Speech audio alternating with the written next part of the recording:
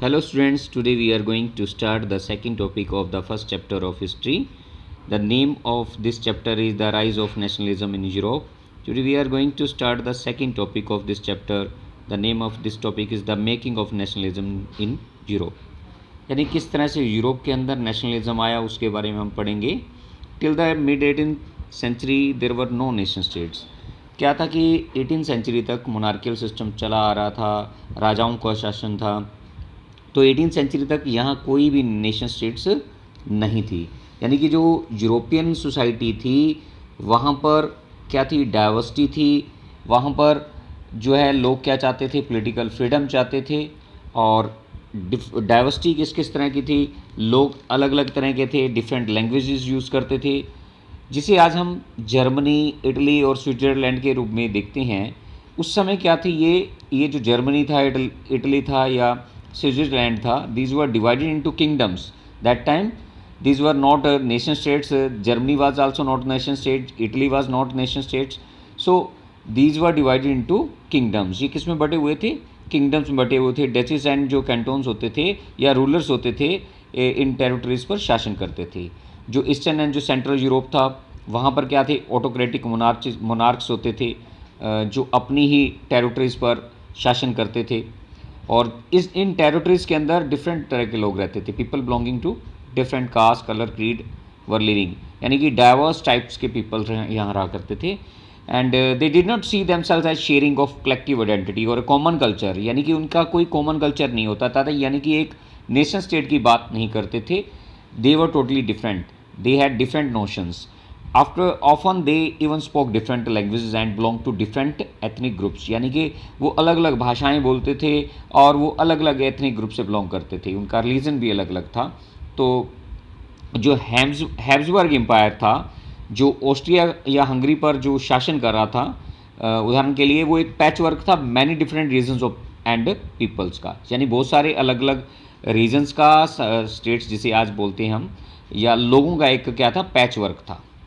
Austria and Hungary जो था, इसमें एल्पाइन रीजन शामिल थे, टायरोल, ऑस्ट्रिया एंड जो सुडेनलैंड ये वगैरह शामिल थे. तो इस तरह क्या थी कि जो यूरोपियन सोसाइटी थी वहाँ पर डाइवर्सिटी थी टोटली. मतलब जो है वहाँ पर किंगडम्स हुआ करते थे, राजाओं का शासन हुआ करता था, मोनार्कियल स्टेट्स होती थी. So there were no any nation states. उस समय कह सकते हो कि कोई भी किसी भी प्रकार की नेशन स्टेट्स नहीं होती थी. तो किस तरह से, तो कैसे जो समाज, यानी जो स्ट्रक्चर ऑफ यूरोपियन सोसाइटी था वो कैसा था उस समय. तो जो स्ट्रक्चर था यूरोपियन समाज का, एक एरिस्टोक्रेटिक सोसाइटी होती थी. इन एरिस्टोक्रेटिक सोसाइटी कौन से लोग होते थे, हाई क्लास एंड लैंडलॉर्ड्स होते थे.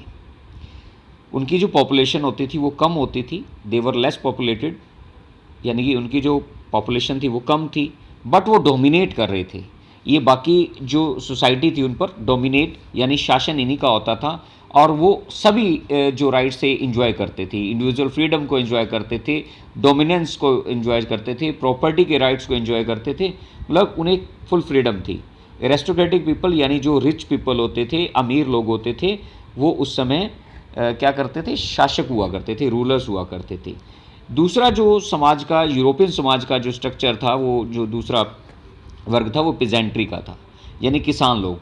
ये जो पुअर लोग होते थे, गरीब लोग होते थे, लो क्लास एंड लैंडलेस होते थे, इनके पास अपनी ज़मीनें नहीं होती थी और गरीब लोग होते थे. इनकी पॉपुलेशन बहुत ज़्यादा होती थी. यानी पॉपुलेशन ज़्यादा होती थी लेकिन इनके पास रोज़गार ज़्यादा नहीं होता था और ये गरीब रहते थे. और मतलब ये राजाओं के शासन के दौरान या जो फ्यूडल लॉर्ड्स होते थे उनके अंडर काम करते थे. और इन्हें they were not enjoying any kind of rights. They had no rights. इन्हें कोई अधिकार नहीं होते थे. तो ये पिजेंट्री तो होगी, यानी कि जो थर्ड लेवल का आ गया. उसमें से एक अमर्ज हुआ एक न्यू मिडिल क्लास. यानी कि समाज के अंदर, यूरोपियन समाज के अंदर एक न्यू मिडिल क्लास भी थी, जिसमें एजुकेटेड पॉपुलेशन थी, इंडस्ट्रियलिस्ट थे या डॉक्टर्स, टीचर्स थे, या जो पढ़े लिखे, जो विद्वान लोग थे, स्कॉलर्स लोग थे. ये एक अलग से ग्रुप था. तो इसमें कौन से लोग, जब पढ़े लिखे लोग होंगे तो वो अपने अधिकारों की मांग भी करेंगे. उन्होंने देखा कि जो all the tax were paid by the only the third state. European समाज के अंदर थर्ड स्टेट ही सारे टैक्स भर रहा था. पीपल एजुकेटेड हुए, दे अवेयर्ड अबाउट देयर राइट्स. तो वो अपने अधिकारों के बारे में सचेत हुए, ज्ञान हुआ उन्हें. तो उन लोगों ने क्या करना शुरू कर दिया, अपनी एक अलग से इंडिविजुअल फ्रीडम की मांग करनी शुरू कर दी कि we should also have freedom, and they demanded equality before law. कानून के समक्ष उन्होंने समानता की बात करी कि अमीर और गरीब में फ़र्क नहीं होना चाहिए, एरिस्टोक्रेटिक और जो चाहे वो सेकंड स्टेट से बिलोंग करते हैं या थर्ड स्टेट से बिलोंग करते हैं, थर्ड स्टेट से बिलोंग करते हैं तो उनके साथ किसी भी तरह का भेदभाव नहीं होना चाहिए था।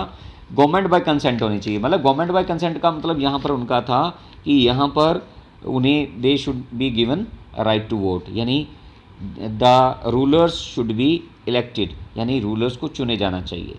किनके द्वारा? लोगों के द्वारा, यानी इन्हें भी वोटिंग का अधिकार होना चाहिए। ये अपना जो रिप्रेजेंटेटिव हैं वो खुद चुनकर भेजें और डेमोक्रेटिक तरीके से शासन हो। तो वहाँ पर एक जो सिस्टम था, ये क्या चाहते थे, एक जॉर्डियन सिस्टम था। जॉर्डियन क्या था कि एक कस्टम यूनियंस जो होती थी उसे इंट्रोड्यूस किया गया था, और इसमें इसके के तहत क्या किया गया था, जो टैरिफ या ट्रेड बैरियर्स होता था उसे ख़त्म कर दिया गया था। और वहाँ पर क्या होता था कि जो सबसे बड़ी समस्या आ रही थी, व्यापार करने में समस्या आ रही थी, करेंसी, जो 30 टाइप्स की करेंसीज होती थी उन्हें, उसमें से 28 टाइप की जो करेंसी थी उन्हें ख़त्म कर दिया गया, और मतलब सिमिलर टाइप की करेंसी रखेगी पूरे यूरोप के अंदर, ताकि कोई व्यापार करने में जो दिक्कतें आ रही थी उनको ख़त्म करने के लिए एक सिस्टम बनाया गया, कुछ custom duties, custom unions introduce की गई। तो इस तरह से ये जो यूरोपियन समाज का जो स्ट्रक्चर था और किस तरह से बटा हुआ था, ये आपने अभी देखा।